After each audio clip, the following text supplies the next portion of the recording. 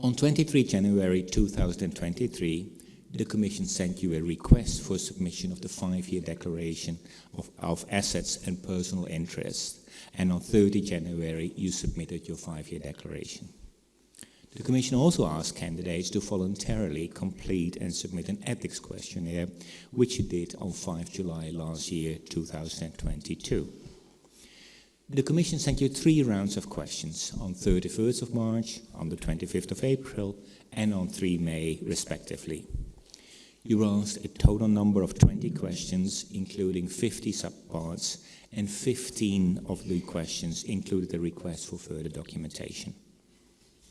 According to Article 3, Paragraph 4 of the Evaluation Rules of the Commission, a candidate may not provide information, documents, or other materials during the hearing if the Commission requested these earlier and the candidate did not provide them within the time specified, unless, of course, the candidate provides sufficient justification for not providing the information as requested. Pursuant to Article 12 of Law Number 26/2022, the hearings take place in a public session.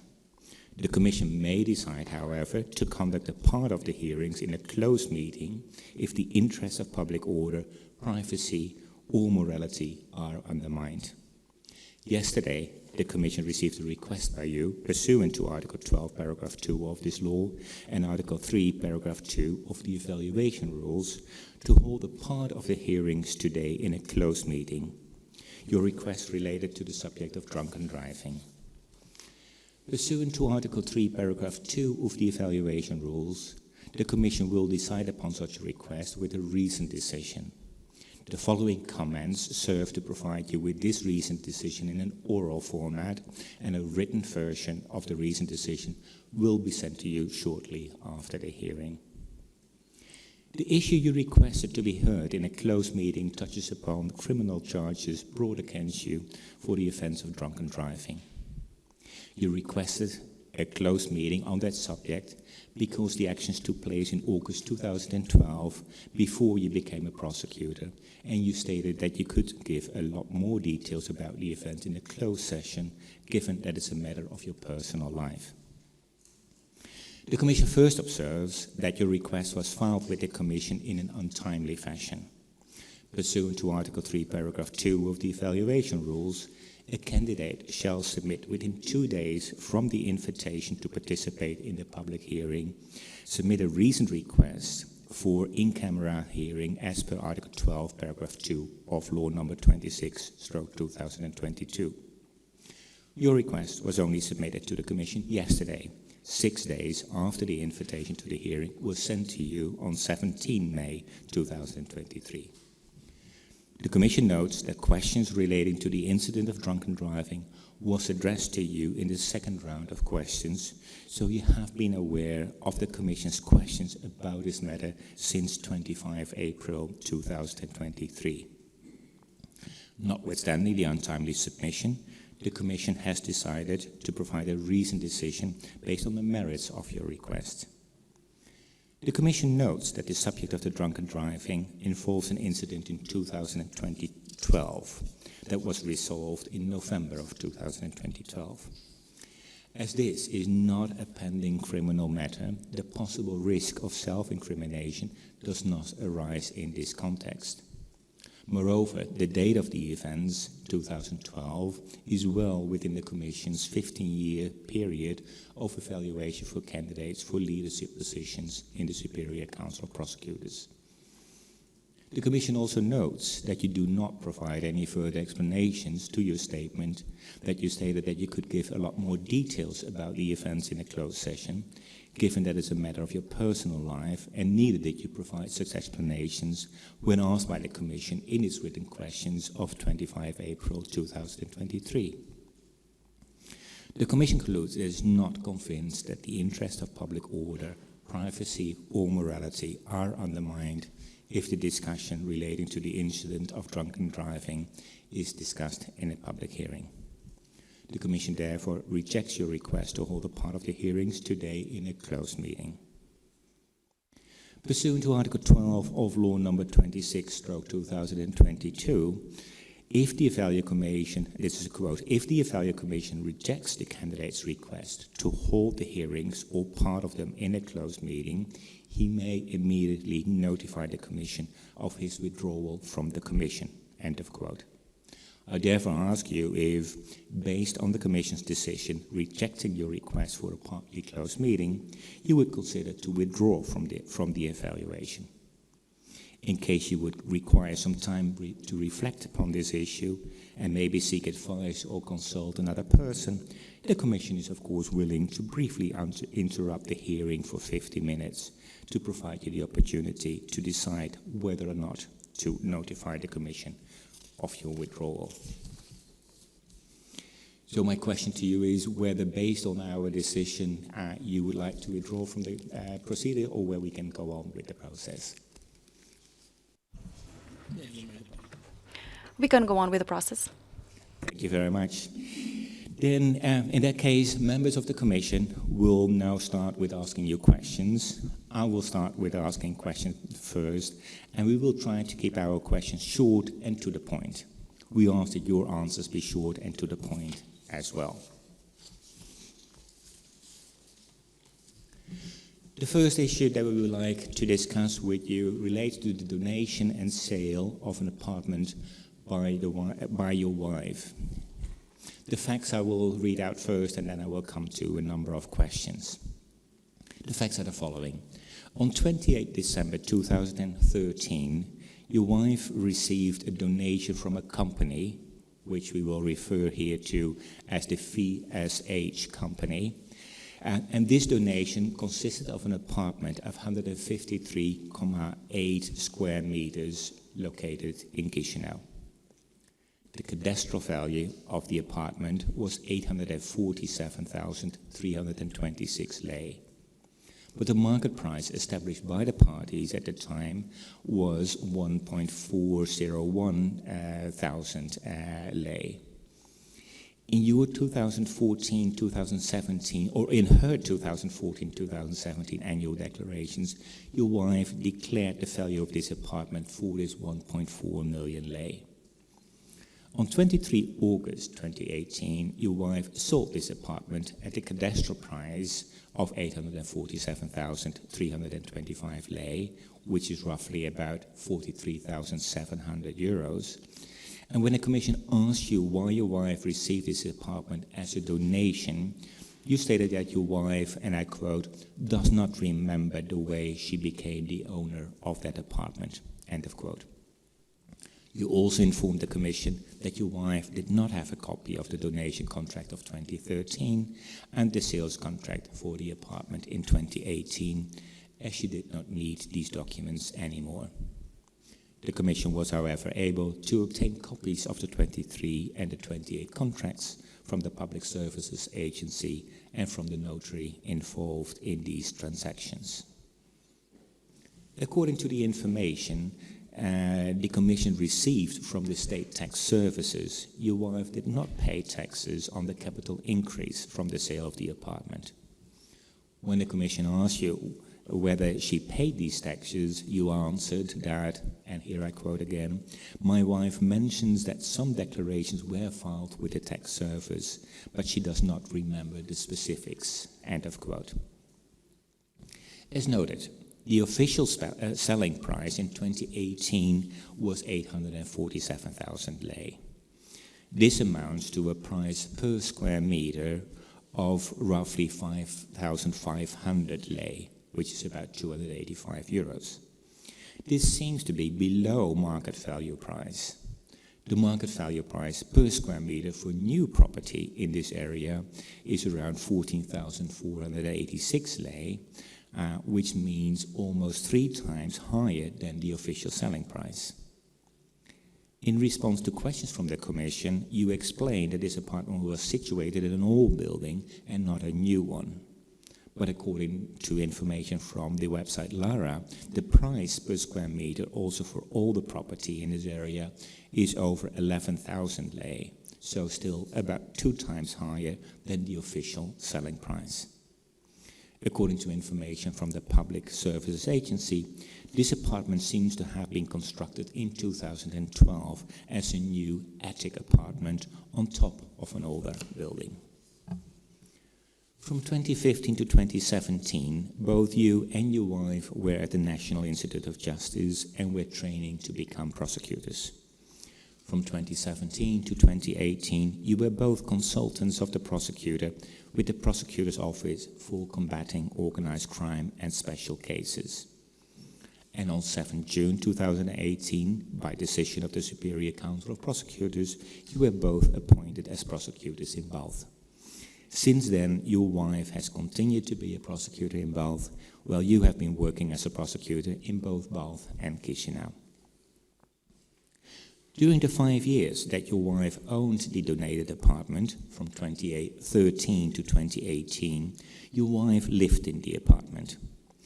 The sale of the apartment took place on 23 August 2018, and that was shortly after her appointment as prosecutor in Balth. You informed the Commission that since her appointment as prosecutor in Balth, for most part your wife has lived in Balth in a rented place. In the first round of questions, you informed the Commission that you do not know who owns the apartment that was sold by your wife in 2018. But in response to a question in the third round of questions, you informed the Commission that after the sale of the apartment in 2018, while you both were working and living in Balth, your wife had an agreement with the buyers of the apartment, who were acquaintances of her brother, that she could periodically live in the apartment as the buyers were not able to rent it out, given that it was a big apartment and it was on the top floor of a block without an elevator in the building. You also informed the Commission that when you started dating, the two of you lived periodically in Balth, but you also lived with your parents in Chisinau, and that since 2021, you and your wife have lived permanently in Chisinau. On 31st May 2021, you and your wife purchased a 58.3 square meter apartment in Chisinau for the price of 721,726 lei, which is about 33,500 euros. In order to pay for the apartment, a mortgage was taken from a Moldovan bank on 27 May 2021 in the amount of 684,000 lei. In your 2021 annual declaration, you indicated that the value of the apartment was the contractual price of 721,726 lei, but that the market value was 840,000 lei, which is about 39,000 euros. You explained the difference in value in your declaration by the fact that some repairs were made to the apartment at the cost of about 120,000 lei. You were not able to provide any documentation for the repairs undertaken. You explained to the Commission that the difference between the purchase price and the mortgage price of 37,726 lei was paid from your wife's and your savings. You did not provide any information about the source of funds for the repairs.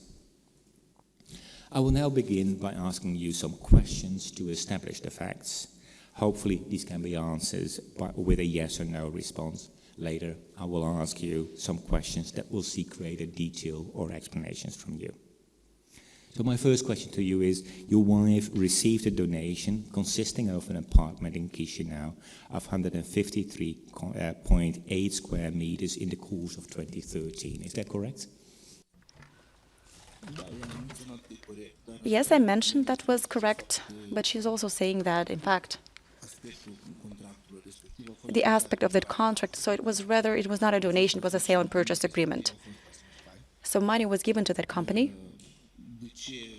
Now, as to why it ended up being a donation contract, she doesn't know, because it's perhaps something about the company. Maybe the company wanted to hide something away. I don't know what the relationship was, what the idea was, but she said that, in fact, for that apartment, well, actually, there was a sale and purchase agreement. It was not a donation. Your wife sold the apartment in August 2018 for the price of 847,326 lei. Is that correct? Yes, she confirmed that was the case. And in the years 2014 to 2017, your wife declared the value of the apartment in her annual declaration to be over 1.4 million lei. Is that correct? Correct. Yeah, okay. And when she sold the apartment in 2018, she did not pay tax on the capital increase from the sale of the apartment. Is that correct? Now, having looked into the law, when you asked the question, she was not even supposed to pay that capital gain tax because she's been living there for more than 3 years, if I'm not mistaken. I think that's what the law provides. And she said that nobody even asked her about it. I mean, the notary was supposed to know about it. He's been living there for 5 years or so. But that was her answer. I don't know. At that date, we didn't even have a close relationship. I didn't even have a close relationship with my wife now. Coming back to what you just said, why was your wife donated an apartment? Because that is how we were informed by you that in 2013 the apartment was donated to you. Well, I saw the contract as well when I looked into the materials, and then I asked her, why is it a donation contract? And she said, well, that's what the notary asked for at that time, and that's what that company sought, and she doesn't know what was the rationale for that. But this apartment was rather an investment made by her parents. So it was not the own money of my wife. It's not like she just decided to invest her own money in that apartment. So there was a family relationship, rather. So if I'm not mistaken, her brother sort of was supposed to live there as well, but he never lived there. And then for a while, my father-in-law also had his residence established there. So I'm not sure what was the rationale at the time, and she herself doesn't know very well why the notary or why. I mean, even now when I think about it, looking at it through the lens of how things are now, I don't know how a legal entity can make a donation to an individual, a natural person. So I have some question marks about that as well. So I have no idea how it ended up like this. But I think there is a clear difference because at that time your wife was also studying law. I think she would understand the difference between a donation contract and a sale-purchase contract, I would assume. I would assume too, but I don't know. Why would the notary then come up with a donation contract if a payment has been made? Because this is also the first time that you inform the Commission about payments being made, because so far when we asked about this, you have constantly been informing us that it was a donation. I did not mention that it was a donation because I didn't know. I mean, I've only seen the contract now when at the discovery stage. So my wife then informed me that somehow back then, well, when they sold it back in 2018, when they sold the apartment back in 2018, that's when some questions emerged with regards to the legal side of this as to why was it a donation back then and why wasn't it a sale and purchase agreement, because, well, she's been saying that money was invested into that apartment, including by her parents. But if I look back in question 5, in the first round of questions, when the Commission asked you, then you stated that your wife received this apartment as a donation. And again, I think we're all lawyers around the room here. We all see that there's a difference between a donation and a sale-purchase contract.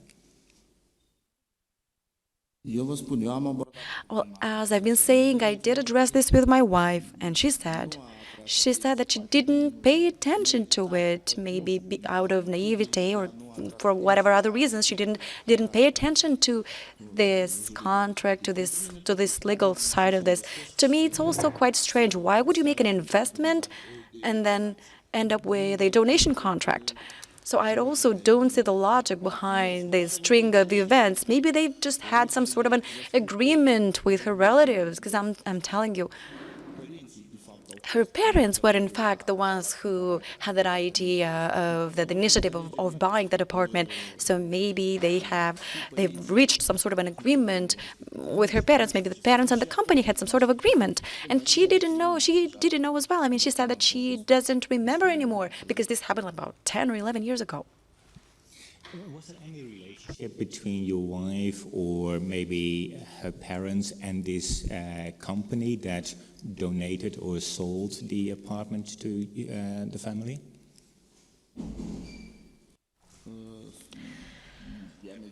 Well, she said she wasn't aware. She didn't know even who the owners of that company were. She said that even visually she wouldn't know what their appearance is. I mean, doesn't remember he even showed up at the notary for the drafting of those documents. So I don't know how they ended up in that position. I'm saying that maybe there was some relationship in terms of, like, her brother could have been engaged in that because her brother had some sort of an activity. I don't know what type of activity because I don't talk to him, but it's weird to me as well because she said that money was invested into that apartment.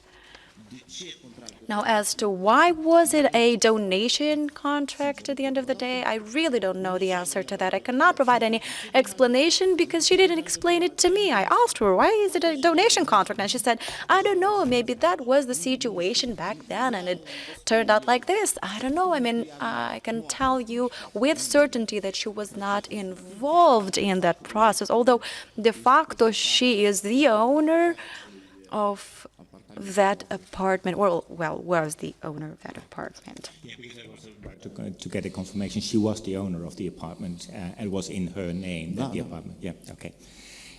So then, talking about the price, what was the real price for which the apartment was sold in 2018? We have the cadastral price, but also in her own annual declaration, she declared the price was much higher than the cadastral price. So for what price was the apartment actually sold in 2018? Well, the situation around that apartment is like this. My wife did not actually hold that money. In one of the rounds, I mentioned that the buyer of that apartment was actually, had some sort of commercial relations with her brother. So a conclusion was drawn, as far as I understood, that the brother of my wife owed money to that other person or to somebody there. And they've reached the conclusion that, considering the debt that is owed, I don't know how much that was, so the decision was made to give that apartment over to those people who money was owed to. But in fact, the money was never in the possession of my wife, to put it like that.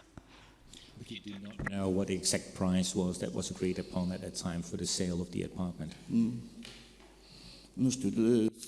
I don't know. There was some discussion about a debt. The debt was about 50,000 euros, 50,000 euros at that time. But I don't know, in 2018, I was just saying hi to my wife, and that was all the discussion that we would have back then. Now when I ask her, she says, look, yes, there was that transaction, but it happened because my brother had some debts he owed to some people. So my parents, she said, considering that they invested the money into that apartment back in 2013, they decided to help her brother out by carrying out that transaction.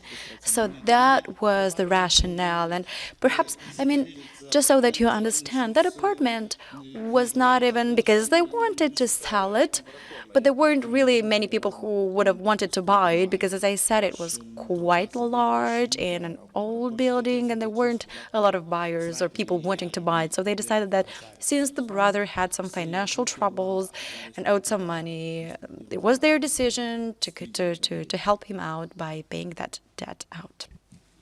Okay. Both you and your wife studied at the National Institute of Justice from 2015 to 2017, and you were both appointed as prosecutors at the same day, 7 June 2018. That is correct? No. Yes, we were in a class. You and your wife get started. Was that already before the institute or during the studies at the institute here? No, it was while we worked together at Belt's prosecutor's office. We worked in one office together, so that's when our relationship started. And during the years that your wife was the official owner of the apartment, so from 2013 to 2018, she lived there all the time. That is correct? Yes, that is correct. And when you were both appointed as prosecutors in Balt in June 2018, you both moved there to Balt, is that correct? Yes, we both moved to Belts. Well, periodically would come over to Chisinau, but for the most part of the time we would live in Belts. And were you living in Balt at the same address or at different addresses? No, initially we lived in different places separately, and I think that even like for a week we lived together, because then I was delegated to Chisinau municipality, to that specialized prosecutor's office, and she remained in Belts to continue working. And so you ended up living together briefly in Balt before you were moved back to Chisinau, is that correct? Well, not for a very long time. I think less than a month. For less than a month we lived together around that time. Okay, thank you.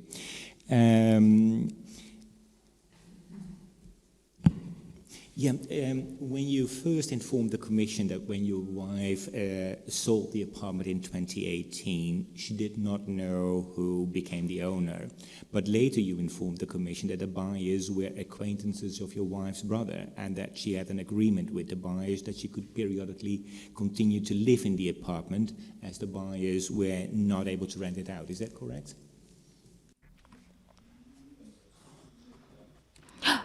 Microphone is not on. Microphone, yeah. I can't remember, I can't tell you what I said at that time, but the idea is, and the rationale, and why I said that I didn't know. I mean, she did know them, but her brother knew who those buyers were, who bought the apartment, that is. And that's why I said that later it turned out, it became known through her brother. No, well, through her brother. That's how they reached that agreement of allowing her to live there periodically while those buyers were looking for another buyer to sell that apartment ultimately. And did you also at some time stay in the apartment during the periods that your wife was living there after the sale in 2018? So when she came back and periodically lived there, were you living at that apartment sometimes as well? No, I did not live in that apartment.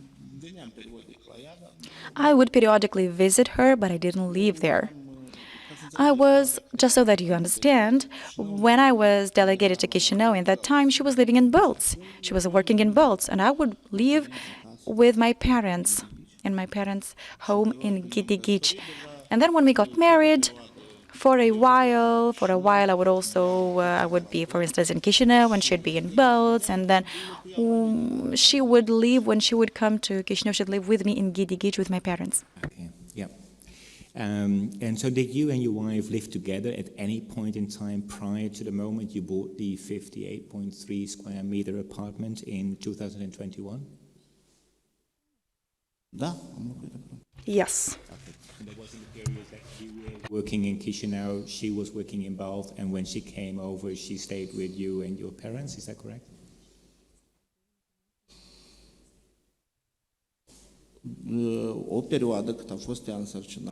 For a while, when she was pregnant, April to somewhat in October, we were living in Belts together. In July, it seems 2021, so I stopped my referral to Chisinau and I went back to Belts, to the prosecution office there. So in this time frame, I lived with her there. And I periodically was coming to Chisinau. That's when I was living with my parents. So before she delivered the child, we mostly lived in Belts, in the rented space.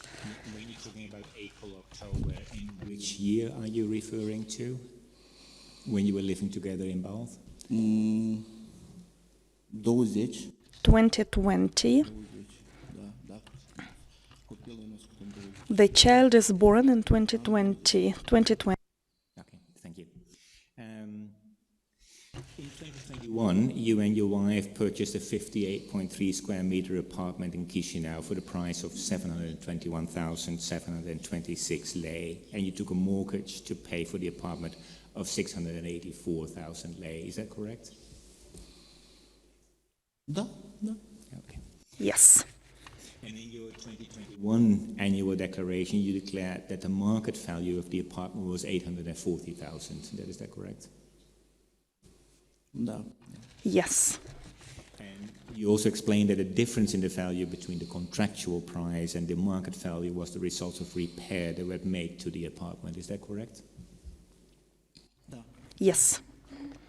And you declared that the cost of the repair works were about 120,000 lei. That's also correct?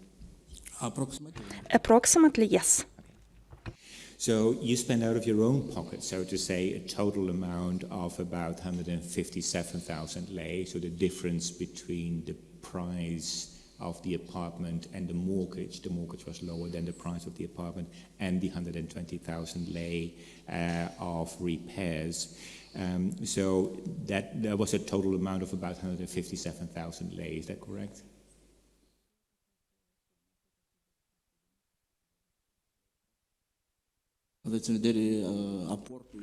You mean the initial contribution and the repair works, right? Yeah. The initial contribution was paid by us, by our own reserves. I don't remember, it's like 5%. It was the program Prima Casa, the first house. So 120,000 lei. So these were the money we got as a result of a family event. We didn't celebrate the wedding as such because of the pandemic. But in September 2021, we did the baptizing ceremony for our daughter. So it was like a family ceremonial. So those were the donations, the gifts from the guests at that event. So we invested this money in the repairs. We bought it in May, if I'm not mistaken, or beginning of June. And subsequently, for a couple of months, it was with no repairs, like the white version, nobody lived there. Then in September, we had the baptizing ceremonial of our child. And then we found a team of constructors on the networks. So they were involved in the repairs, 1.5 months. So 120,000 lei were not from our reserve savings. So these were received as a result of the family ceremonial in September 4th, 2021. In the annual declarations of your wife since 2018, when she sold the apartment, there's no reference of any savings or in cash or in a bank account from the sale of that apartment. Is that correct? Yes. Yes, I mentioned. What's the reason? So the money were declared, but de facto she was never in the possession of those money, because actually the money went into the account of a debt. And what was the background to this debt?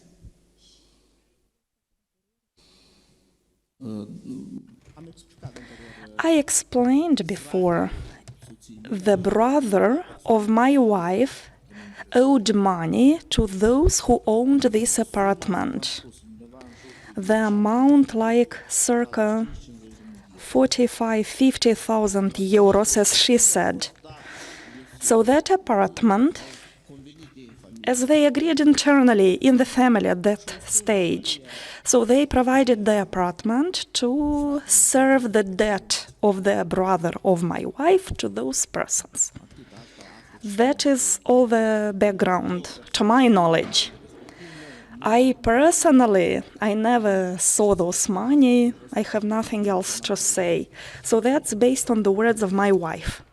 So do I correct that the brother of your wife had a debt of 50,000 euros, and that in order to deal with that debt, she gets a donation of an apartment for roughly that price?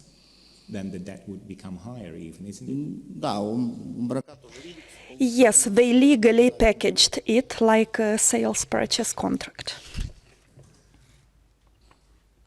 But if the brother would have owned the apartment, I can see that he can pay off the debt by giving the apartment to someone else or to selling it. But how can he have a debt of 50,000 euros and then gets a donation of an apartment? Doesn't then the debt become even higher?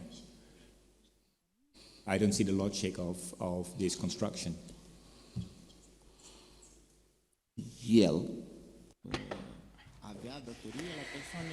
The brother owed money to those persons. I have no clue which were the relationships with those persons, commercial, non-commercial relations. I have no clue to whom exactly he owed this money, the person. But considering that the parents of my wife mentioned that they also invested in this apartment, so it was a family decision to join hands and to offer the apartment to those persons because the brother was unable to pay back this debt. So that's the wife saying, that's the rationale for selling this apartment. And your wife, in her 2018 declaration, when she sold the apartment, she did, in her annual declaration, refer to the selling price of, what was it, 850,000 lei. That's correct, huh?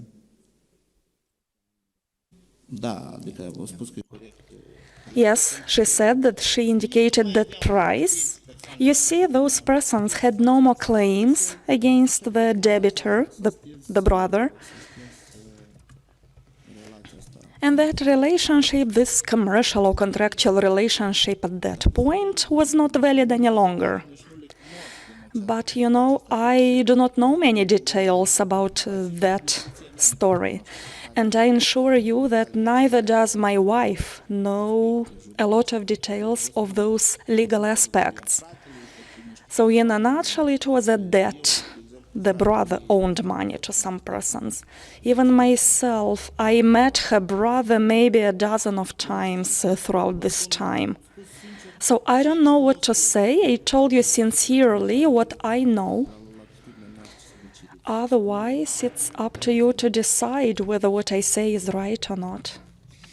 And did your wife ever get any... when the apartment was sold, was there any money that actually came to your wife, or was it all paid off in terms of this debt?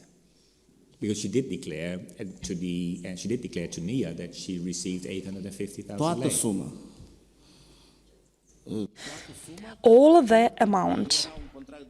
But considering that it was a sales purchase contract, again, I'm not sure why they legally packaged it like this, but she was obliged to declare this amount. That was the rationale for having declared this amount in her tax declaration. Because you understand, if my wife had this money, there wouldn't be necessary also to go for another mortgage loan via prima casa, because the interest rates increased. Well, should we have had this money in our pocket, we would never have to join this program, prima casa, for the first dwelling space. Okay, so when your wife did sell the apartment, she never received any penny, any lei as a result of that sale. She never received any money for that. According to her sayings, no, they only used this money totally to serve the debt of her brother.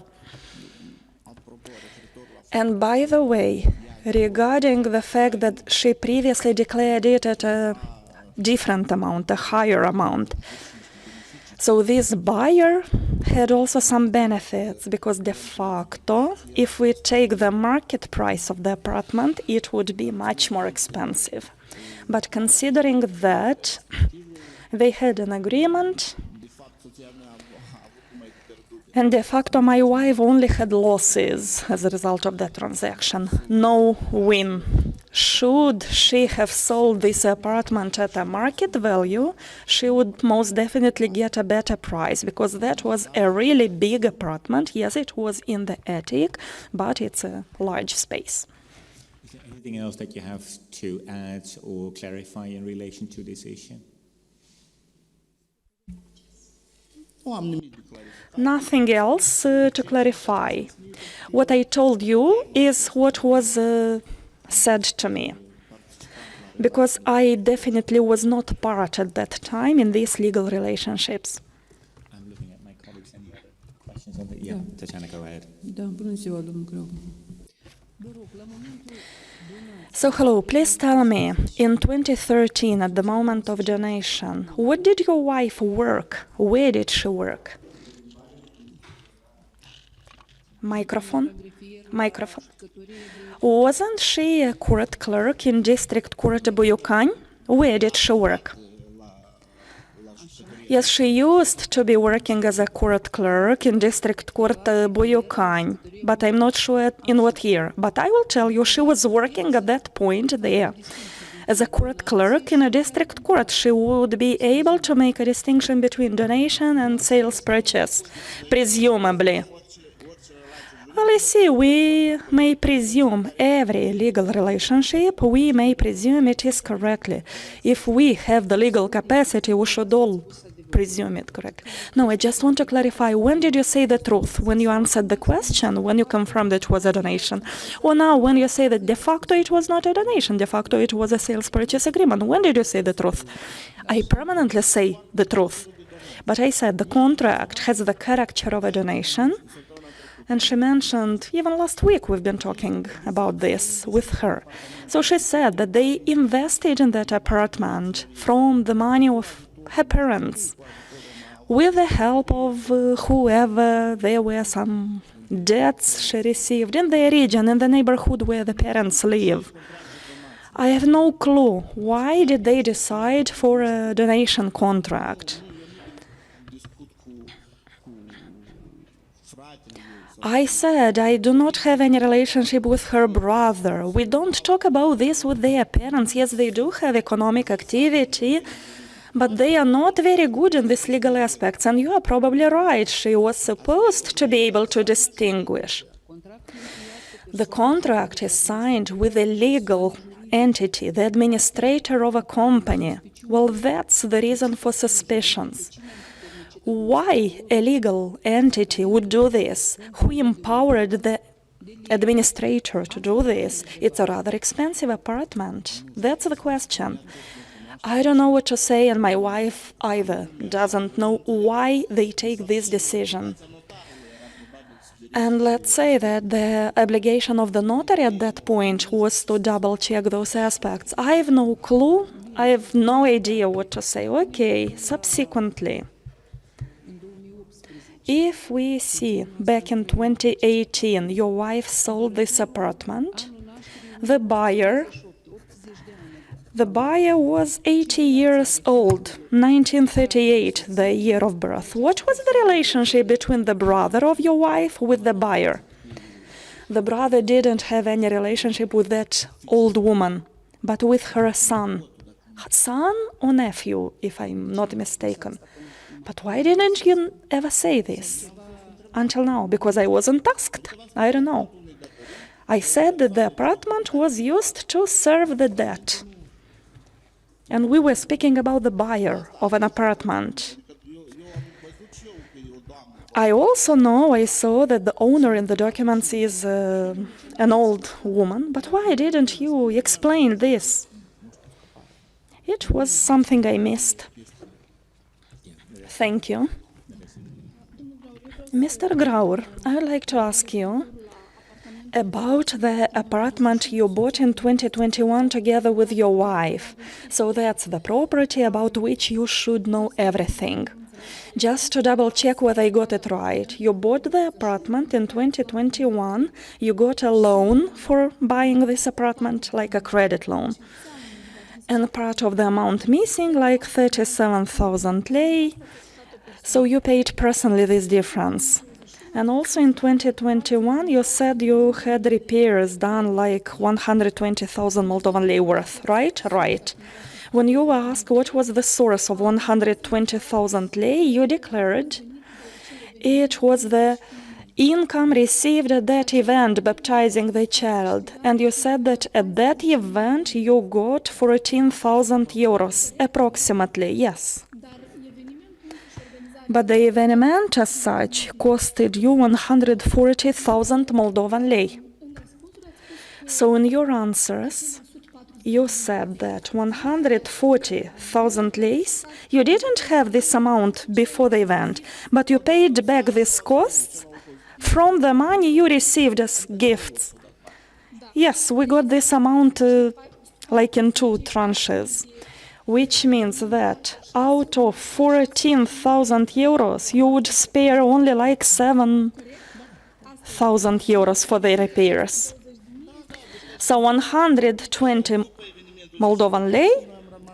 Yes, after that event, after we did the repairs, we stood naked, so no more reserves. Thank you. And again, how many people did you have as guests at that event? Like 130, 140. Thank you. 136 to put it right. I have a question about the apartment. If I understand it, it was purchased by your parents-in-law for your wife for approximately 1.4 million lei. And 5 years later, it is transferred to people to pay off a debt, and the price agreed to was 840,000 lei. Is that correct?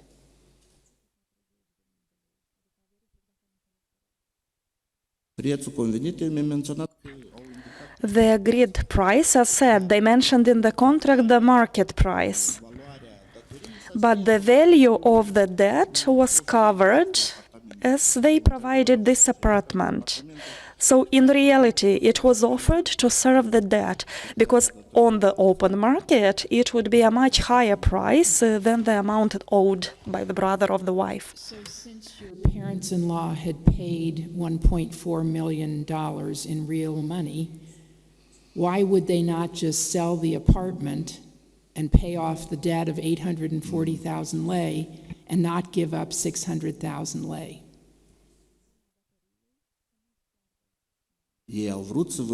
They wanted to sell the apartment.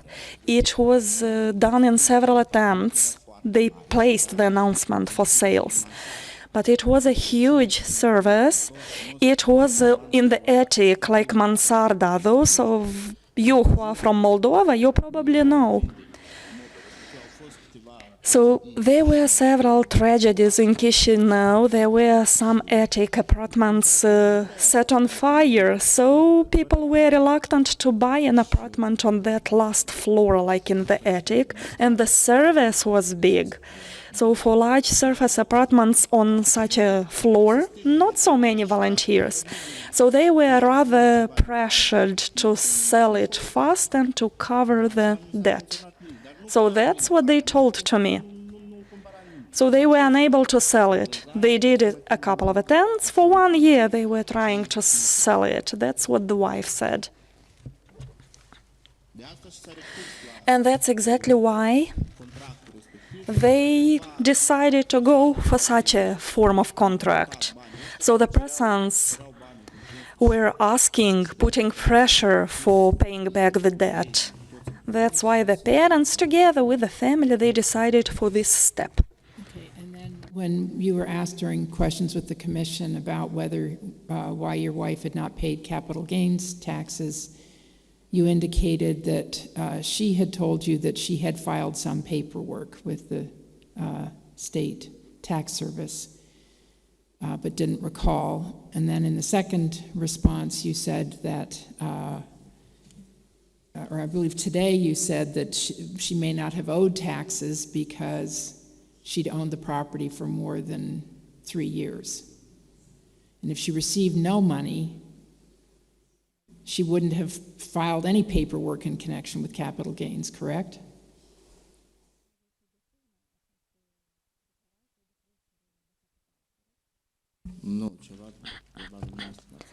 Well, probably it's a different answer. She has been living in that apartment. That was the reason she didn't have capital gains, because she was living there.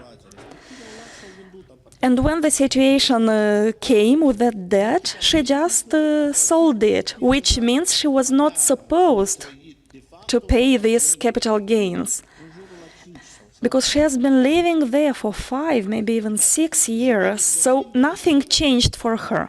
So in legal terms, she was not supposed to pay these capital gains. Okay, so she then...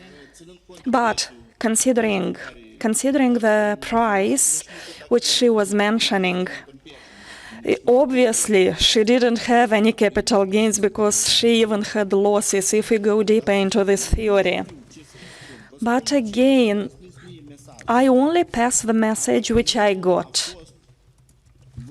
The apartment was sold to a person to serve a debt to that person. No more other details that I could know. What I know is that her brother was also involved in the transaction, but I am not in the knowledge of those details. So I don't know what to say else. Well, maybe it would be correct to ask her more specifically, and if there is a possibility, we may invite her to declare. But at that point, we didn't even know each other, we didn't have any relationship, so I cannot know anything about the legal relationships of my wife much before we actually got into a relationship. You were talking about the fact that there were debts related to the apartment. What kind of debts are we talking about? Was that the debts from the brother, and how did those debts come about?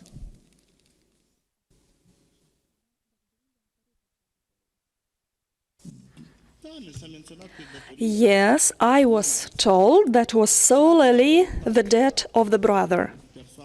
My wife's brother borrowed some money from that person. Well, Mrs. Raducan will ask again questions. So why not from the owner, not from this old lady, which is shown in the documents as currently the owner, but from her nephew? So it was an amount of like 40,000-50,000 euros.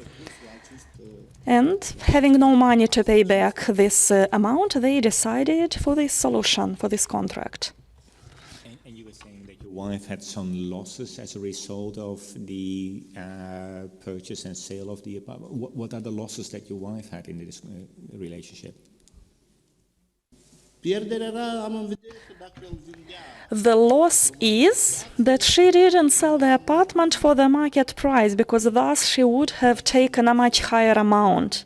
You yourself indicated the market prices at that point, which should be much higher than they de facto sold this apartment to pay the debt. And the debt was 40,000-50,000, but that apartment would cost like minimum 70,000 euros at the market price. But as I said, for 1 year they were unable to find a buyer. So they decided for this solution. And it was like a win-win situation. They were happy to get their debt back. Any other questions on this? Then let's move on to the next issue. So the next issue that we would like to discuss with you is in relation to the use of a number of cars by yourself and by your wife. So the facts are the following. During 2022, you were cited for 3 violations of road traffic rules while you were driving cars that do not belong to you. 2 of the violations took place while you were driving a BMW, 1 while you were driving a Range Rover that was built in 2008. This car, the Range Rover Sport, was registered in your mother's name on 10 June 2019. You did not declare the right of use of the Range Rover Sport in your 2019 to 2021 annual declarations. When asked by the Commission why you did not declare the use of this car, you explained that you do not have the car in use, that you don't keep it, that you don't do the repairs, and that you use the car maybe twice a month, but not more. You therefore consider that there is no right of use in the legal sense and that this is a family arrangement by which you use the car when you need it. When you were asked to provide a copy of the sale purchase contract for this car, you indicated that you were not able to do so as the contract, and I quote, somewhere got lost, end of quote. The Commission noted that your name appears on 4 insurance contracts for this car, covering the years 2019 to 2023.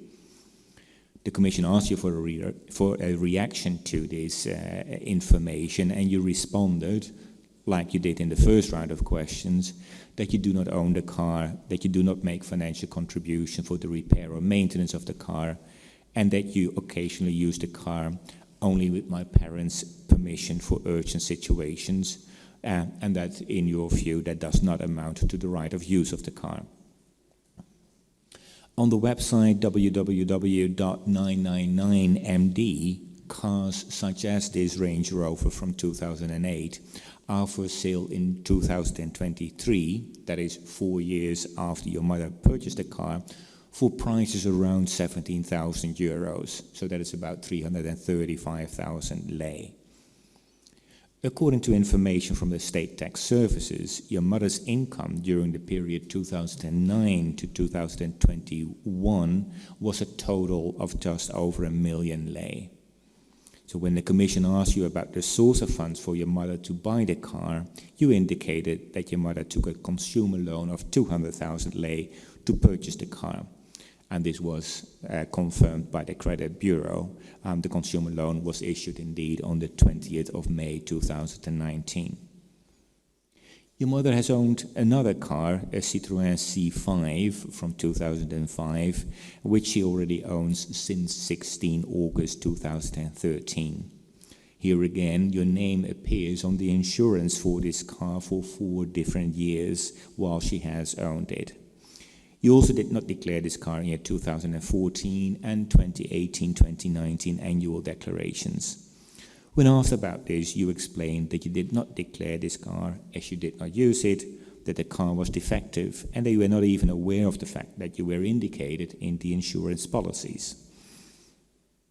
In addition, you were cited for 2 traffic rules violations in 2022 while driving this BMW car. In response to questions from the Commission, you stated that this car belongs to your father-in-law, who paid for the purchase of the car in installments from a company. The car has been officially registered in your father's-in-law names now since 9 March 2023. You also informed the Commission that your wife periodically uses the car when she needs it, but you rarely do so. On the same website, 999.md, cars similar to this BMW are for sale in 2023 for about 20,000 euros, so that's about 400,000 lei. According to the information from the State Tax Services, your father-in-law had a gross income of 535,000 lei, which is about 26,000 euros, during the period 2012-2017, and no income during the period 2018-2021. The Commission asked you about the source of funds for your father-in-law to buy this car, and you informed the Commission in 2 different rounds that your father-in-law has economic activity in Transnistrian region, consisting in the past of running a grocery store, now renting out property, and income from some agricultural activities. However, you did not provide further confirming documentation for the income of your father-in-law. Your wife has no ownership or right of use of cars registered in her name, But according to the Register of Traffic Contraventions, during 2021, she was cited for 3 traffic rule violations or contraventions while driving cars not owned by her but by other persons or organizations. This include an Audi A8, a BMW, and a Range Rover, which is the Range Rover of your mother. You informed the Commission that the first 2 cars were only used once and therefore were not declared in her annual declarations. These cars were borrowed from her brother for one-time use. Her brother has a car sales business, and your wife occasionally asks her brother to borrow a car. The Range Rover, as I already mentioned, is owned by your mother. According to information from the State Tax Services, your wife held 100% of the shares of the car sales business of your brother-in-law from 11 June 2015 to 2 December 2015. According to the STS, so the State Tax Services, your brother-in-law had no income during the period 2009 to 2021, except for 3,500 lei back in 2009. When asked about your brother-in-law company, you stated that you don't know anything about this company and that you're not in friendly relations with him. You also informed the Commission that your brother-in-law refused to provide information to you about his business. You further informed the Commission that your wife transferred the shares of the company via a notary at the end of 2015, and here I quote again, because she had already become a trainee of the National Institute of Justice and somehow she no longer wanted to be affiliated to her brother's business. End of quote. Here again, I will begin by asking some questions to confirm some facts, and then we will go into further details.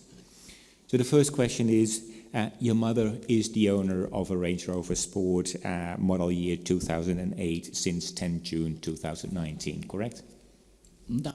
Yes. And you have been using the car occasionally and was one-sided as having committed a traffic violation with this car, correct? No. Yes. But your name is mentioned on 4 insurance contracts of this car related since 2019, correct? Perhaps that is correct. It was my father, the one who, my mother would always go to the insurance company and would carry out that work. I didn't even know that I was there in these insurance contracts. But you did not declare the use of the car in your annual declarations, that is correct? In this regard, I even made a call to the NIA and I said, look at the situation. This is the situation. Periodically, I drive a car every now and then. And my mother, for a while, was also supposed to declare. She was a declarant. And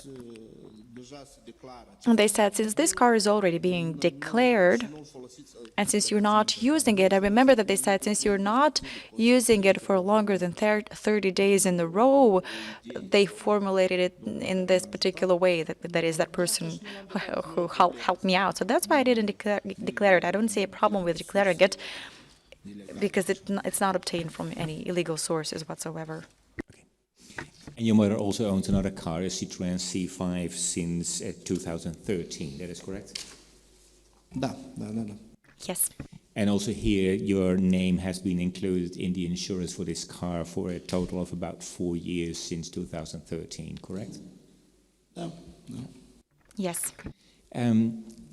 Here again, according to Article 4, Paragraph 1, literal B of Law number 133/2016 on declaration of assets and personal interest, the subjects of declaration shall declare movable and immovable assets, including if in usufruct or right of use.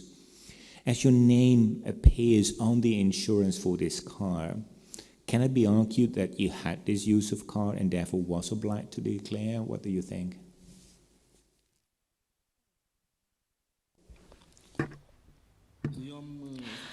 Well, I said what the rationale was. I believe it was not a problem for me to declare these assets. It's only that I called, as I said, the staff of the NIA, and I asked them, do I have to? And they said, well, if these assets are already declared by a person or by a declarant, then it is not necessary. And at the end of the day, I don't use that car. Like the Citroën, for instance, it's not even working and it has been laying idle for about 3-4 years. Nobody's even driving it for some years now. So that was the rationale behind not declaring those cars. It's not. I don't have a problem with declaring them because they were not bought with dirty money. And your mother. And just, I will reconsider this situation. And I will even have another call with the NIA staff, and if it's required to declare, then I will make these corrections to my declarations as regards the MTPL, the motor third-party liability insurance. I didn't even know. I mean, it was my father who would do the maintenance work and all that. I mean, he would ask me, how many people should I include in the insurance? And I would say, put it down as an unlimited, because who knows who will ever drive that car. And maybe he just wanted to, I mean, the fewer people are included in insurance, the cheaper the insurance is. And so I guess he decided to not go for unlimited, but to go for 3 people covered by that insurance. That's how the drivers of our family, so to speak. Okay, thank you. Your mother's income, according to the information from the State Tax Services over the period 2009-2021, was just over $1 million lei. And as I just mentioned, the price for the sale price for such cars in 2023, so 4 years after your mother bought the car, is around 17,000. So even if we were to take the 2023 price, the total value of that car is about 1/3, or about equal to about 4 years of the salary of your mother. Can you explain that? The average price that you indicated is not realistic. It's not true. I don't know who made those calculations for you. First of all, the car that was provided as an example on the 999 website, its engine is 4.2 cubic centimeters. And that's not a diesel engine of 2.7, which is a problematic engine. But if we were to make a calculation, I mean, if I check it on my phone, I can tell you for certain that the average for these cars is not above 12, 13,000 euros. If there's anybody here now who has 15,000 euros and would like to buy that car, I think my mother would be happy to sell it. But the average calculations made by the staff of the commission, that average is that is way too much. That is above the actual average. And by the way, it was sold to a parking that sells cars as well, and the prices that are always larger. The actual price of the car was, well, it was bought, if I'm not mistaken, for about 5,000 euros because the airbags were not working. And there was some issue with the engine as well. And if you pay attention, because the reason why I said that my mother took a loan of 200,000 lei or something like that, because I was the one looking for that car on the websites. So we invested quite a lot in it. I mean, it's quite expensive to maintain such a car. We ended up investing about 80,000 more lei in repairs for that car, and it actually ended up costing us about 10,000 euros, actually, all repairs included. So I don't know, I think I even had some screenshots on my phone at some point, but it's somewhere in my cloud account, and I looked for it, but I couldn't find it. So if there is any need for that, I can provide that to you. There's a screenshot of that announcement regarding the sale of the car. And what was the reason for your mother to buy a second car in 2019 while she already had a car since 2013?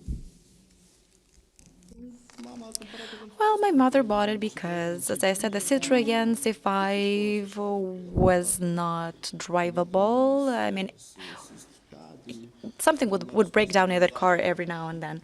So we put it on sale in Moldova, and people people in Moldova don't really want to buy these brands of cars, these models.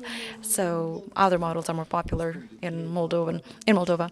But for about 3 or 4 years, as I said, it wasn't even used really.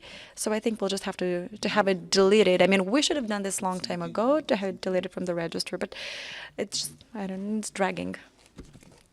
And you've also been cited for 2 traffic rules violations in last year in 2022 while driving the BMW 525 diesel. Is that correct? Correct. Correct. And your wife has been periodically using this car as well, correct? Yes. In 2023, her maternity leave ended in 2023, and she's been using it much more often than she used to because she goes to work.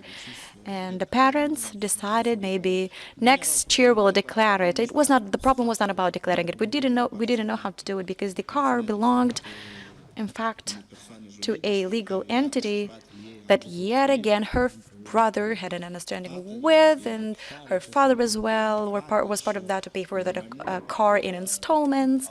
And the car was with her father in Râbnița. So I also drove it a couple of times. I paid the fines due, and so did my wife. And when did your father-in-law paid indeed in installments for this car and officially owns it since 9 March of this year, 2023. When did he start with the payments of such installments? When did he start using that car? Well, the car has been with him for about 3 years, maybe more than that.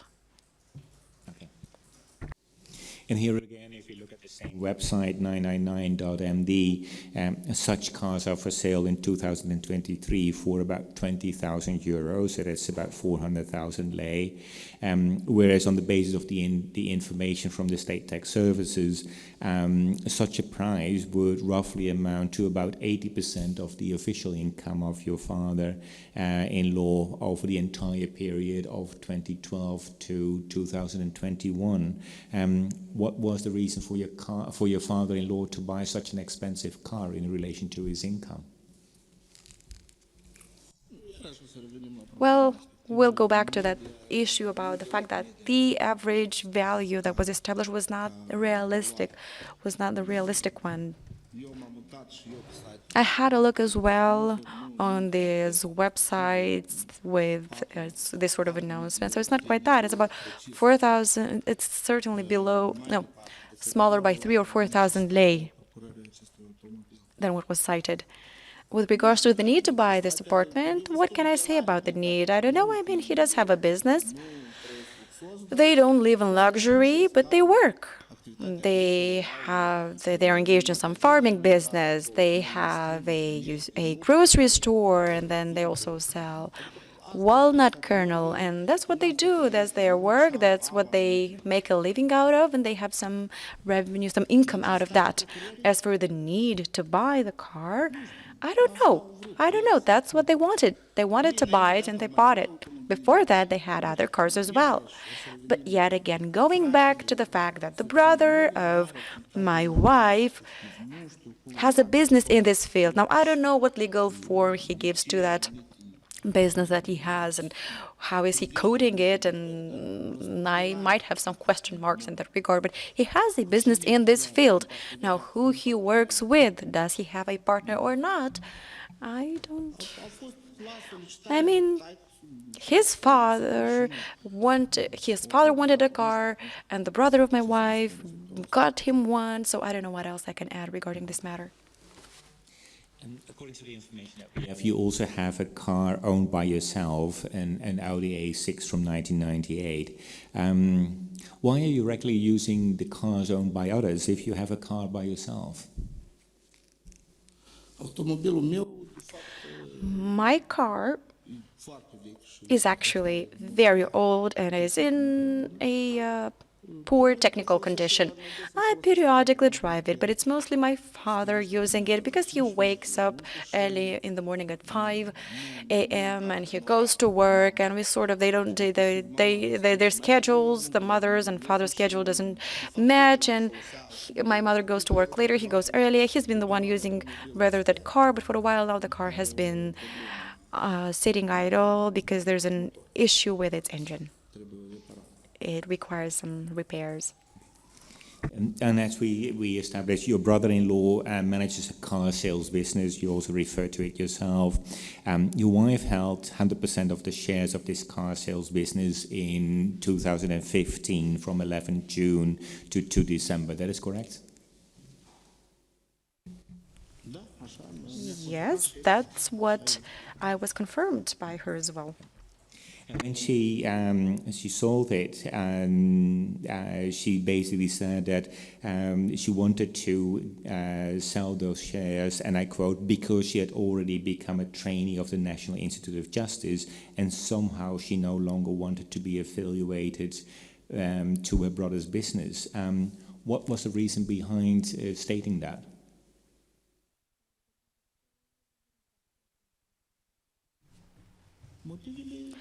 As for the reasons, well, indeed, she was a trainee at the Institute, and she didn't want to be seen connected with any business whatsoever, because if there's a legal entity, if you have a legal entity, I mean, that entails certain obligations, some reporting obligations, and she said that she wanted to focus only on her education at the NIJ, so that was the reason. That was the reason, because in general,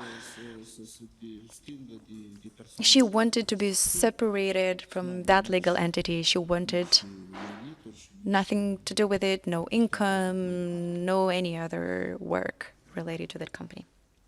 And does it also have to do with the fact that in previous round, or in a previous issue, you already declared that he had a serious debt at the moment, and that also, according to State Tax Services, he did not declare any income over the last 12 years? Has it anything to do with that? I don't know. I cannot answer as to that. I did not look into that. I don't know how old the debt is.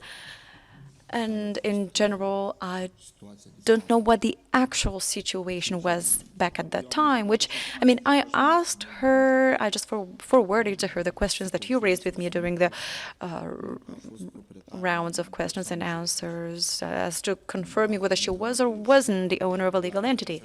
That's what I asked her about. And about the need, I've also asked her about that. I mean, and she said, I just didn't want to anymore because, you know, when there is a legal entity you are connected with, but it was in fact all that legal entity was administered by her brother. So they were always on the phone. You have to report stuff. You had to provide answers. I mean, she said she no longer wanted to be engaged in that. She continues to borrow cars on a regular basis from him, so she continues to be associated and using services from him. So how does she not want to be associated but still making use of cars from his business?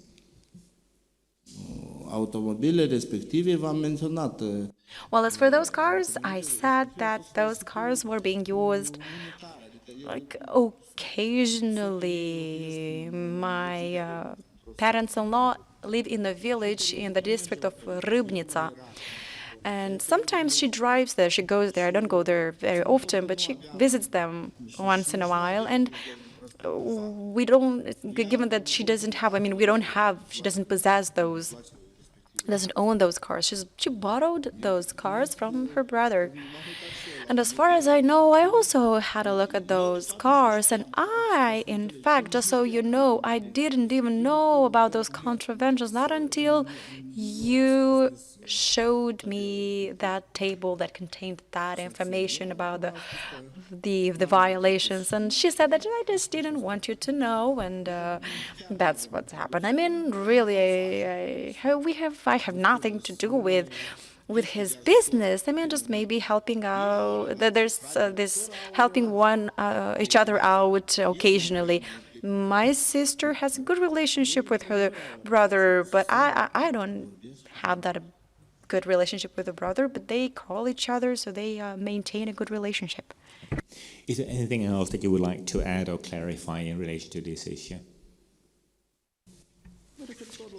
Just with regards to the cars of my mother, I will I will check that with the National Integrity Authority, and I will look into whether I have to declare those cars, because, as I said, I did talk to someone there, maybe an inspector, maybe not, and if declaring is demanded, is required, then I will declare all that.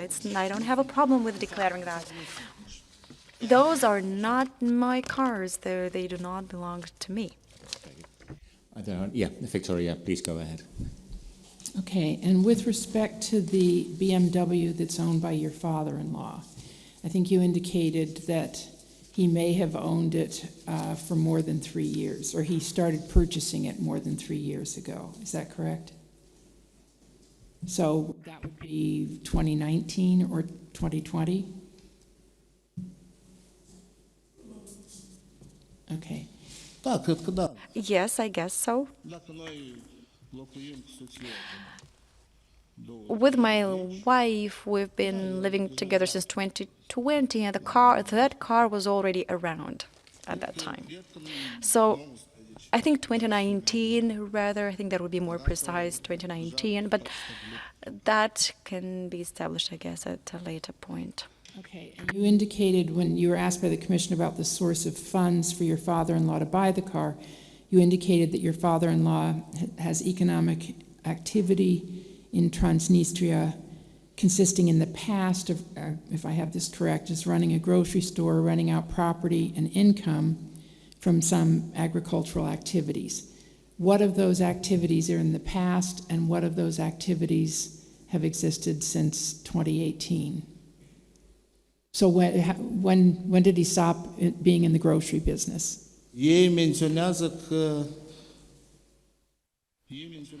According to them, well, they say that their business, their economic activity has been around since 1998. They've been selling stuff in at that time in 1998. Then they bought some bigger space to sell stuff. That's what they made a living out of. They were not hired in a particular place. So that was their business, selling in a booth and then in a bigger space. And they also keep some livestock like cows and chickens. they also trade in walnut kernels. So like this farming related activity is their key business. But I'm really not interested in what my parents-in-law do in terms of their business. They have something to make a living out of, but I have nothing from them. They're not giving me donations. I try not to use any of the advantages that I otherwise could. Even as regards that car, I think it's more than a headache. I didn't even use it that much, but I have more of a headache because of it. I think when you responded to the Commission's questions, you indicated that some of the economic activity was in the past. What economic activity of your father-in-law were you referring to as having been in the past as compared to economic activity today? I mentioned that store, the grocery store, was and is owned by them since back in around 2010, I think that's what they said. But then this grocery store is being rented out. When I said a space that is rented out, it's this grocery store that is rented out to somebody else, so it's not them using that anymore as their business. Now they refocused on a different business. They are growing and they're selling dairy products. They grow livestock, such as cows. And we were talking earlier about the apartment that your parents-in-law apparently purchased in 2015 in Chisinau for 1.4 million lei. 2013. Correct.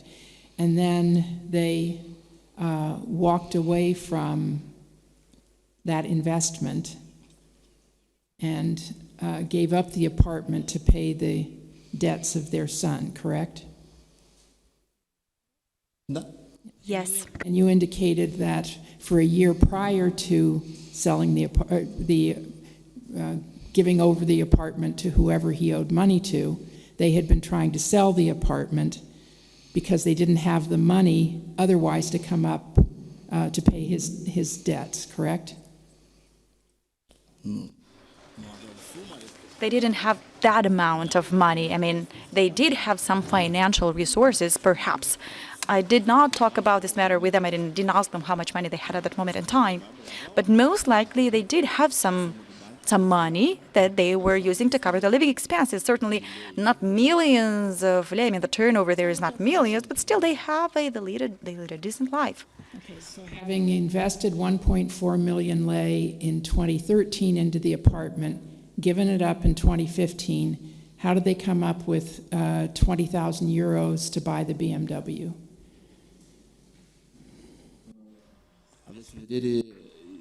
You mean, I did say that they paid for it, they had an agreement, they've agreed to pay for it in installments gradually. Now, how the money was transferred over to that legal entity, I don't know.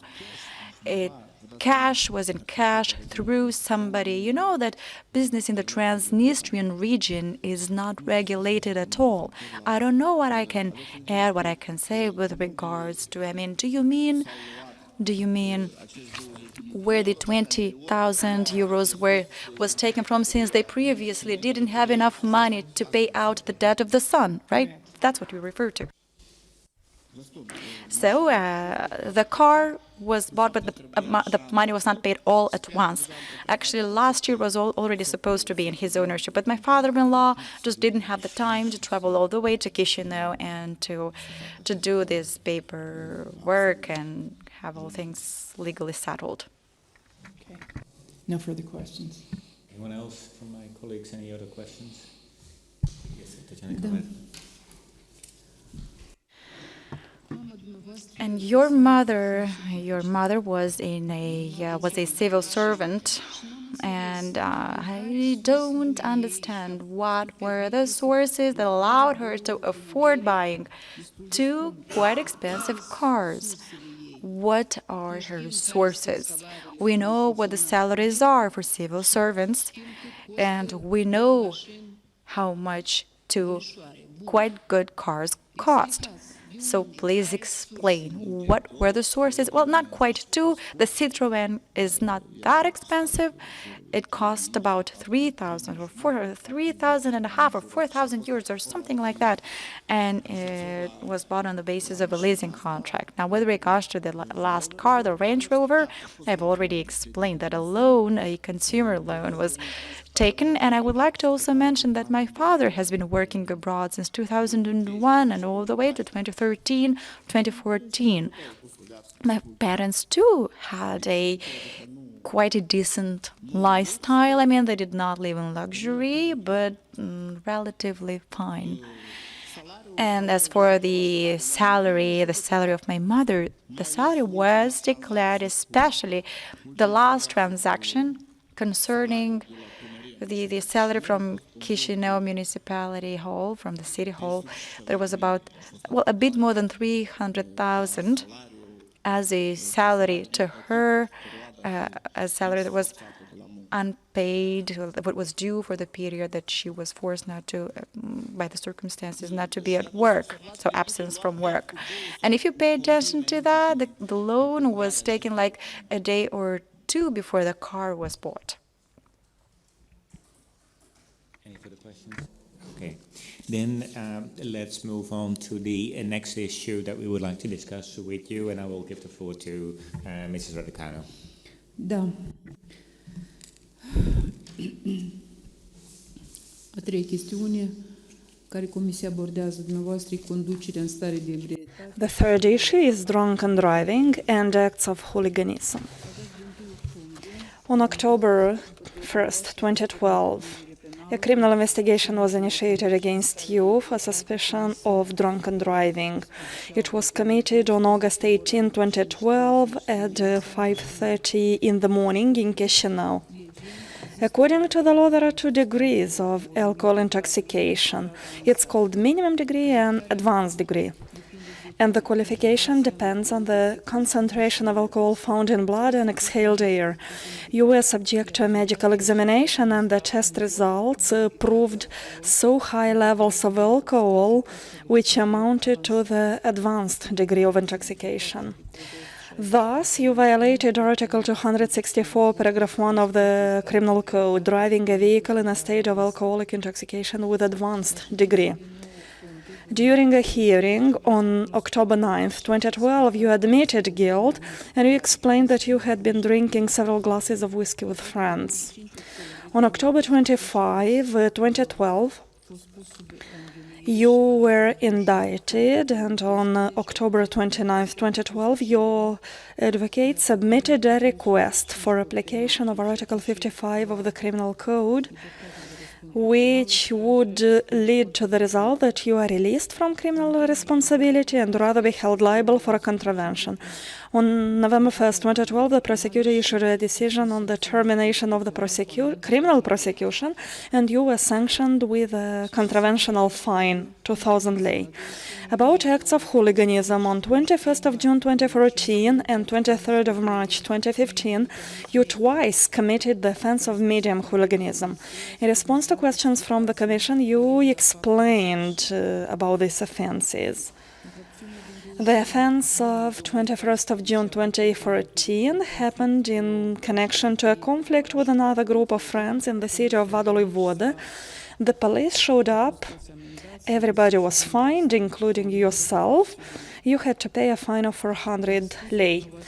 In your answers to the Commission, you declared that you found out later about the incident of March 23, 2015, and about the sanction of 200 lei, and that until today you're not aware of what actually happened. You stated that you thought the police could have confused some ID data, because in the village of Kidigid there are more people with the name of Gheorghe Graur.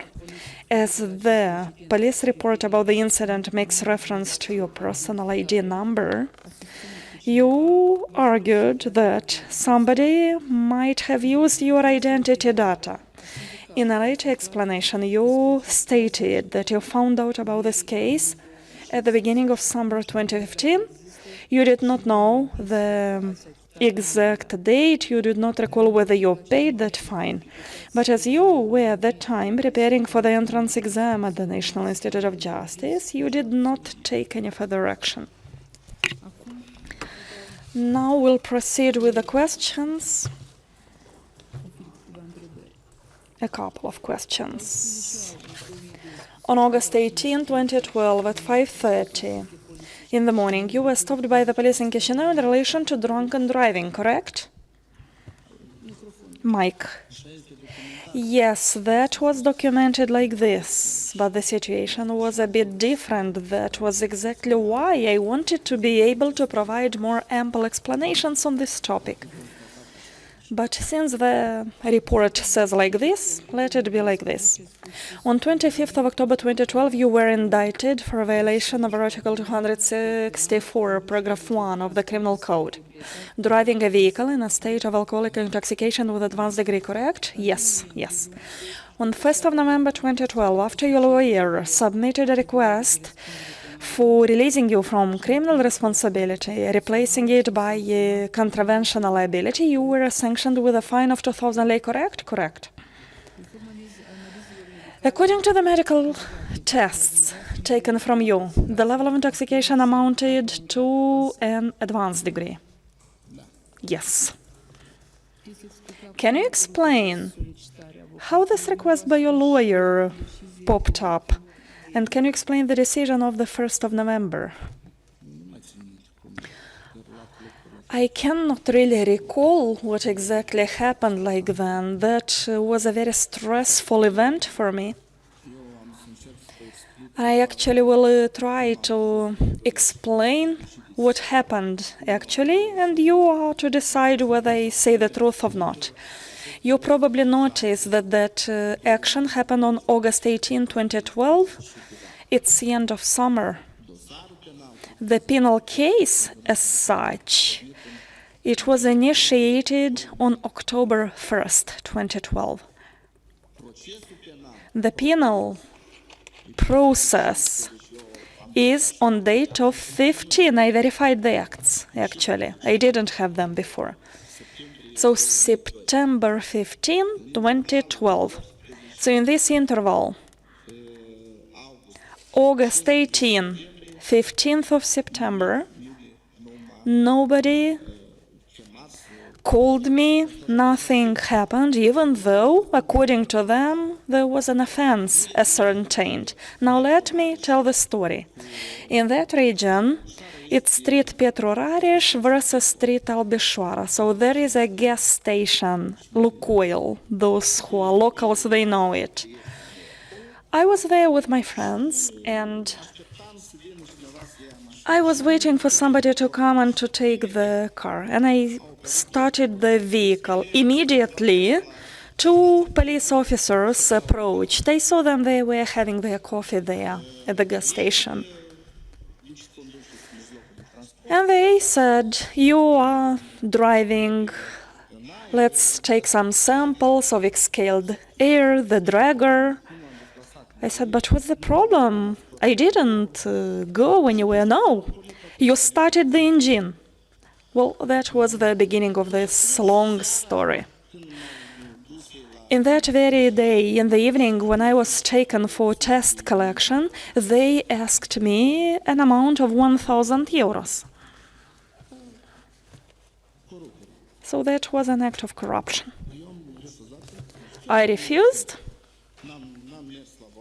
because I know that I was clean, I did not drive. They were probably expecting. Well, you see, August 18, the case was initiated on October 1st. They were expecting, and I was getting messages from different messages, like this guy is not willing to solve it. So they decided to move forward with this procedure. I demanded that they would present the video. I asked the video should be presented from that oil station. I was told that the video recordings are held by that company for 1 month only. So they started the process. I consulted the lawyer. The lawyer said, "Well, you have no chance. Based on their declarations, you have no chance. You should have done something immediately, not now." And you know, I was a student and so on. And I got the advice from the penal investigator. Also, I was listening to the prosecutor. I was listening to my advocate. So the suggestion was rather to plead guilty rather than to go deeper into this situation. And probably as a suspect, well, it is indicated, and they were printing the protocol. So they indicated that, you know, like I was driving towards a parking lot, but I de facto was already parked. I was not driving. Well, that was the explanation I would rather be willing to give in a closed-door hearing. For me, it was a stressful situation. I was a student at law. I was not led doing nothing, wasting time. I was active, socially active. That was really stressful for me. And the prosecutor said, go ahead, nobody will ever have a look at this event. That's the only explanation.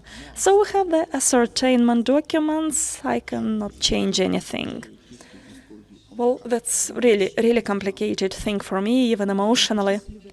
But in the minutes, other circumstances are established, which are different from the ones which you described right now. What do you mean? They were saying you were driving, but you say you were not driving. You just started the engine and the police approached to you. No, I said that in general, I was parked. I was parked on the territory of a gas station, but it is not shown here. It is not shown here because they didn't want it to be shown there. But you signed the minutes. I signed because everyone was saying you have nothing to do, there is no video available any longer from the gas station. And rather than going and to get a criminal conviction in court, you should rather go for this procedure. Did you pay the fine? Yes. Were you withdrawn the right for driving? No, no. Why not? That was their decision. I don't know. You have no explanations for that? No, I really do not know. July 5th, 2022, you submitted the ethics questionnaire. For question 4, you asked specifically whether you have ever been subject to penalties for drunken driving. You answered that you had not. Can you explain your answer in that questionnaire in light of the facts as just discussed? Well, yes, I understood it right now. I thought that the ethics questionnaire mainly refers to my activity as a prosecutor.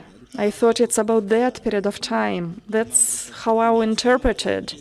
It's not like I wanted to hide something, because I am aware that I cannot hide these elements. So it's a really serious thing which may not be hid. But I assumed that the questionnaire refers to this period of 5 years while I was acting as a prosecutor. Well, that's why I ticked. You understood it like this? Yes, that's how I interpreted it. But well, I was reading further, and yesterday when I double-checked this, the wording is different. But in no way I wanted to mislead the Commission, because I'm aware that the Commission may easily check with the criminal records, general records. But I initially interpreted that this is an ethics questionnaire related to the period while I was working as a prosecutor. So nothing more than that, no other intention to cover or hide. What about now? How do you understand it right now? Now I am aware that I should have answered about the whole period of my life, because there is a key word there in the wording. Have you ever been convicted? Ever means throughout my life. So you understand already that the reputation of the prosecutor does not only refer to the period of mandate, but much beyond that. Well, you understand why did I think like this? I was verified before I joined that position. The intelligence service, they also asked me this question. I wrote this. They transmitted the data to the Prosecution General Authority.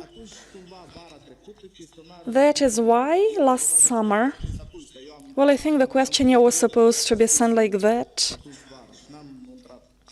That's why I didn't really get into the gist of the wording. But now I am aware that the period of ethics, so the ethics questionnaire covers all the period of my life, 15 years. As for the acts of hooliganism, you were twice convicted. It's not convicted. It's a contravention records. Okay, contravention, it is not important. Well, yes, criminal conviction, or is different. In Vadului Vod, it was like argument with two groups. And the police came and applied fines to everyone. And by the way, I only now recalled that I even didn't pay that fine because I got to the executor. I forgot about this. But the second contraventional fine, I have no clue how did I get there. And again, it went to the judicial executor, to the bailiff. And when I found about this, I decided, let me better pay back this fine. That's why I didn't even go to verify deeper. I even forgot. So when you sent me the request, the table, it's only then that I remembered those details. So the first case of hooliganism, you were invited by the bailiff, you paid the fine, the case was closed. The second case, again, the same bailiff invited you.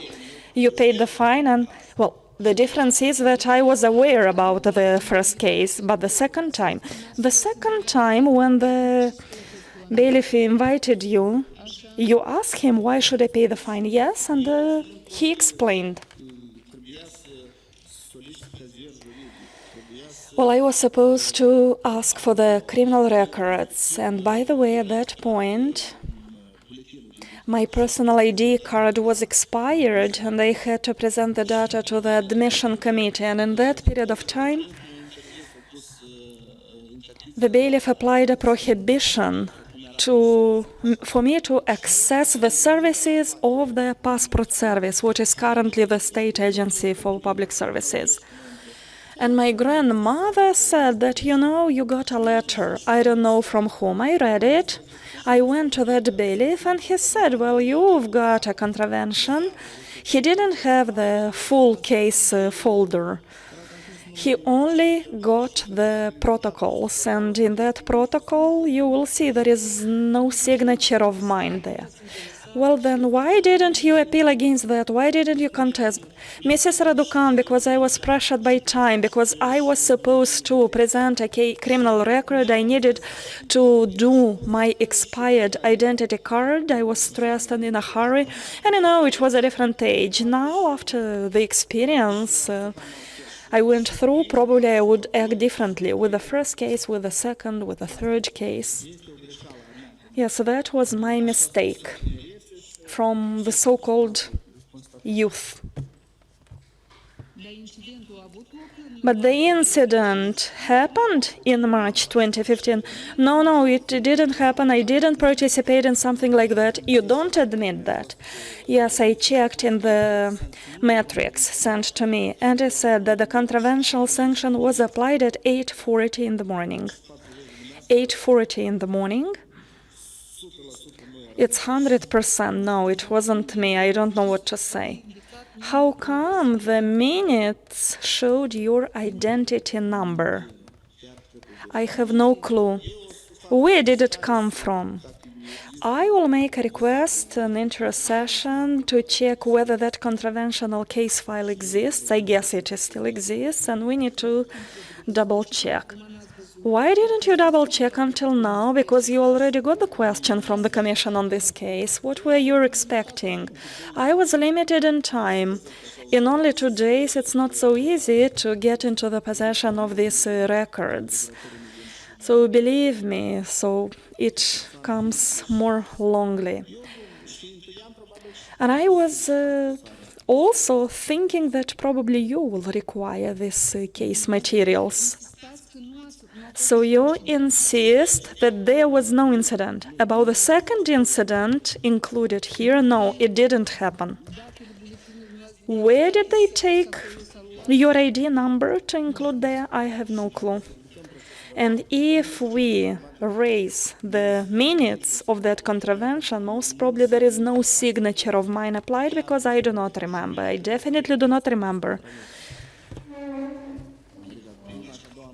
So, the first and the second, I admitted it, but for a small penalty of 200 lei fine, why wouldn't I admit it? Didn't you think that you submitted the documents for prosecution, then for the National Institute of Justice, to avoid stains on your reputation? Why didn't you immediately go to check? It was contraventional. Okay, contraventional, but it's still an offense. Certainly, yes. Then, why didn't you appeal to them? Why didn't you take any action? I explained to you. I was really pressed by time. I needed to present the criminal records, and I was unable to get the criminal records unless I paid this fine. And I was unable to do the identity card, which was expired. So it was like in a chain. I was asked a copy of my ID card for the admission committee for the National Institute of Justice, but I didn't have a valid identity card. And the bailiffs are very important people in our society. You don't just push the door. And that was the rationale. I decided just to pay and forget it. That was the only rationale. Otherwise, maybe I would have checked deeper. But I received a clean record. Everything was clean. And I didn't see the need to go deeper for this aspect. Why do you say your criminal record is clean, since you have contraventions? No, I mean the criminal records are clean. Do you want to add anything else? Do you want to clarify with respect to this issue? No, I admit there are some mistakes since I was younger. I admit that. I apologize. I have one question just to clarify. The BMW owned by your father-in-law, as I recall, you had 2 citations while driving that car, and your wife had at least 1 citation while driving that car. Is that correct?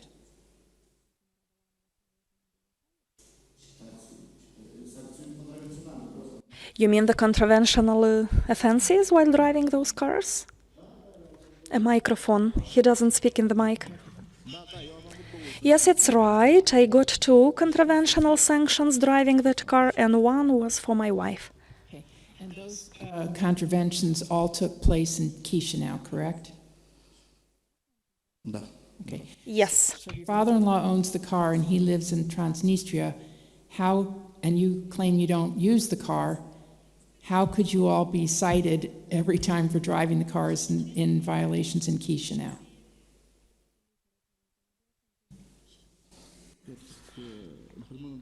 First and foremost, my father-in-law also has another vehicle, a bit of older, it's like a service car.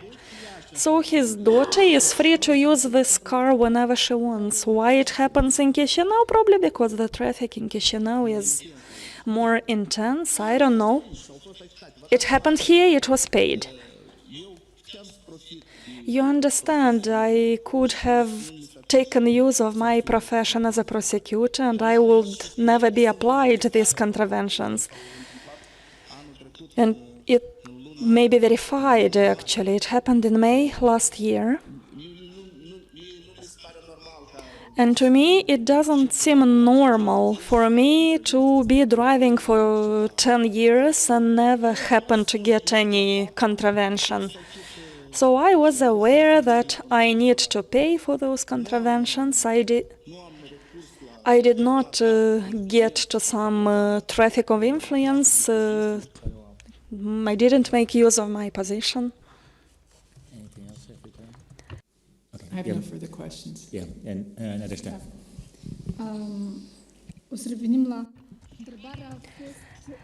Well, let's get back. The question was actually about the fact that you got the sanctions here in Chisinau, which means that the violation also happened in Chisinau.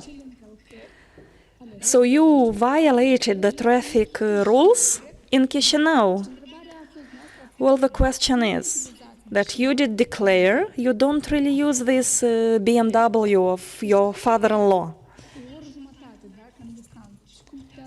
It's like 1.5 hour distance since then. Well, it's kind of improbable for you to only twice use occasionally the BMW and then to have the misluck to get this. It happened actually twice. I will explain why. So in my area, to get to the center, we need to do a lot of surrounding. So I went through a prohibiting sign. Twice I went to that prohibiting sign to shortcut, which means you only drove this BMW twice. No, not twice.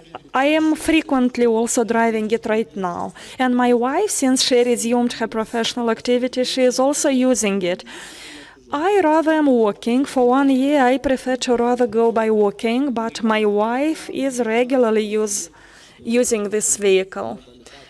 And I think we will think of a different modality, maybe a contract, without a contract, and we will declare the usage of this car. My father-in-law at this point does not need this car because he has another car which he's using in that region. And a second question, could you explain me? What do you mean? Like you said, you could have used the function of a prosecutor not to be penalized. How is that possible? Could you explain? You think in Moldova it is not possible?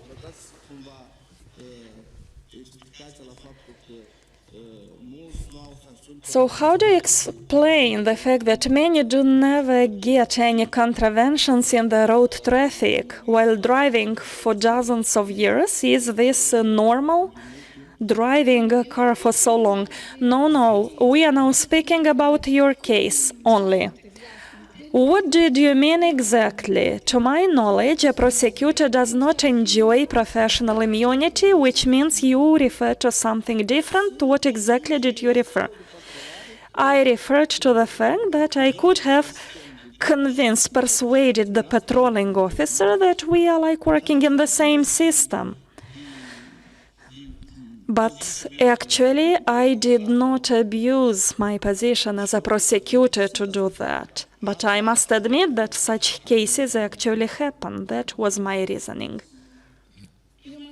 And I have one more question, just for clarification.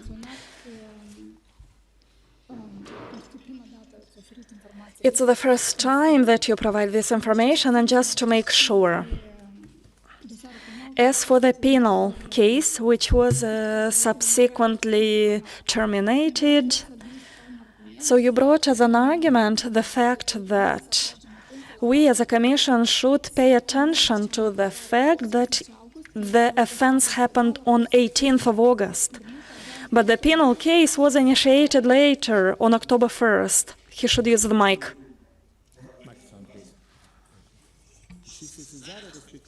Yes, and actually the case was reported, Registry 1, Registry 2. So the first registration was on September 15, 2012. Almost 1 month distance from the moment this offense was ascertained. Why didn't they do this in the same day or the second or the third day? But I told you. So at that point, the traffic police, they could have their own investigation.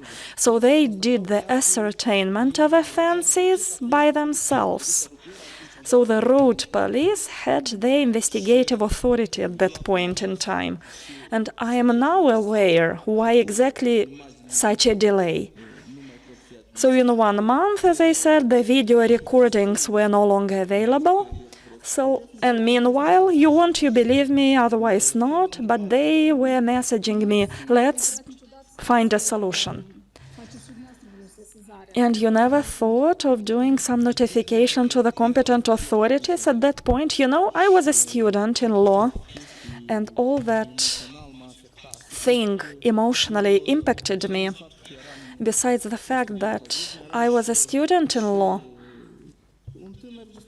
I was also a very active young guy. I was part of different youth organizations and so on and so forth. And that proved to be really stressful for me. Plus, I was willing to keep this away from my parents, even though it happens that actually they had to get their car from the special parking area because the car didn't belong to me, it belonged to my parents. So let's clarify once again, to clarify. You said you were at the steering wheel. You started the engines and you were waiting. I was waiting for another colleague to come downstairs who did not drink. He was supposed to be driving the car because he was living in a different area. So he was my faculty colleague. And he said, let's go at my place. But you saw the police officers? Yes, I saw them. They were having coffee. They were drinking something. And why did you sit in the driver's seat? Didn't you see them? My intention was not to drive the car. That's the idea. And by the way, it was August 18. It was end of summer. It was rather cool, chilly outside. You may verify even. And I wanted to start the engine also to heat the car, to make it close. Was it so cold in summer? It wasn't cold. It was early morning, 5 in the morning. Thank you. Any other comments or questions from colleagues? If that is not the case, then I give you the opportunity to make a brief closing statement to us. Please go ahead. Thank you. So it's the icing on the cake, so to speak, now. I was just thinking about it these days. I was thinking about what I would say when given the floor for the closing remarks, but I guess I feel like this hearing was so intense. And as for the last part, the last issue was quite an emotional one for me because I realized that more people will actually have the possibility to watch than this hearing. I always try to be as fair as I could with all people, and then this leads to doubts about my ethical integrity, and it's just natural to expect for this to happen because, well, this is the work of the Commission. These are some mistakes that I made long ago when I was young. I believe I don't have violations regarding financial financial integrity. There were no questions regarding financial ethics, financial integrity asked. I would like to wish you the best of luck as well. I realize that you have a difficult task because if the justice reform doesn't actually happen, I think people will be pointing their fingers at you. So thank you, and thank you for the questions that you've asked me. Thank you very much, and that will bring us now to the end of the hearing. We thank you for answering the questions both in writing and also today during the many questions that we had for you. We will now withdraw for deliberations, and as much as possible the Commission will strive at delivering a decision within a month after the date of the hearing. But you wanted to say something. Go ahead. I forgot to tell you something regarding the last issue. That police officer, 2 years later, was, by the way, apprehended by the National Anti-Corruption Center for charges of, like in my case. I mean, we can have a look at that. I saw that in the media. So there were 2 police officers, and one of them was apprehended by the NAC for bribery. Thank you very much. That will bring us to the end, and I hereby declare the hearing closed. Thank you again.